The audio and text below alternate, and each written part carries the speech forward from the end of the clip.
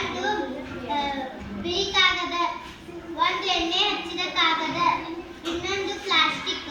ವಿಧಾನ: ಒಂದು ಪ್ಲಾಸ್ಟಿಕ್ ಅನ್ನು ತೆಗೆದುಕೊಳ್ಳಿ, ಅದನ್ನು ಸೂರ್ಯನ ಬೆಳಕಿನ ಹತ್ತಿರ ಇಡಿಯಿರಿ. ಈಗ ಬೆಳಕು ಈ ಬದಿಯಿಂದ ಆ ಬದಿ ಚಲಿಸುವುದರಿಂದ ಆ ಬದಿಯ ವಸ್ತುಗಳು ನಮಗೆ ಕಾಣುತ್ತವೆ.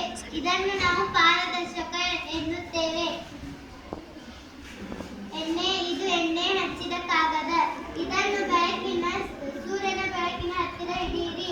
ಇದು ಬೆಳಕನ್ನು ಸ್ವಲ್ಪ ಆ ಪಕ್ಕಕ್ಕೆ ಹೋಗಲು ಚಲಿಸಲು ಬಿಡುತ್ತದೆ. ಹೀಗಾಗಿ ಆ ಪಕ್ಕದ ವಸ್ತುಗಳು ನಮಗೆ ಅಸ್ಪಷ್ಟವಾಗಿ ಕಾಣುತ್ತದೆ. ಇದನ್ನು ನಾವು ಅರೆ ಪಾರದರ್ಶಕ ಎನ್ನುತ್ತೇವೆ. ಇದು ಬಿಳಿ ಕಾಗದ. ಈ ಕಾಗದ ಸೂರ್ಯನ ಬೆಳಕಿನ ಹತ್ತಿರ ಇಡಿಯಿರಿ. ಇದು ಸೂರ್ಯನ ಬೆಳಕನ್ನು ಈ ಪಕ್ಕದಿಂದ ಆ ಪಕ್ಕಕ್ಕೆ ಚಲಿಸಲು ಬಿಡುವುದಿಲ್ಲ. ಇದನ್ನು ನಾವು ಅಪಾರದರ್ಶಕ ಎನ್ನುತ್ತೇವೆ. ನೀವು ಕಣ್ಣಾಮುಚ್ಚಾಲೆ ಆಟ ಆಡಿರಬಹುದು.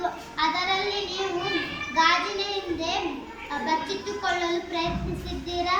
ಖಂಡಿತ ಇಲ್ಲ, ಏಕೆಂದರೆ ಗಾಜು ಪಾರದರ್ಶಕ ವಸ್ತುವಾಗಿದೆ. ಈ ಬದಿಯಿಂದ ಇನ್ನೊಂದು ಬದಿಗೆ ಬೆಳಕನ್ನು ಚಲಿಸಲು ಬಿಡುತ್ತದೆ. ಹೀಗಾಗಿ ಈ ಬದಿಯಿಂದ ಆ ಬದಿಯಲ್ಲಿರುವ ವಸ್ತು ನಮಗೆ ಸ್ಪಷ್ಟವಾಗಿ ಕಾಣುತ್ತದೆ. ಹೀಗಾಗಿ ನಿಮ್ಮ ಸ್ನೇಹಿತರು ನಿಮ್ಮನ್ನು ಕಂಡುಹಿಡಿಯುತ್ತಾರೆ. ನೀವು ಗೋಡೆಯ ಹಿಂದೆ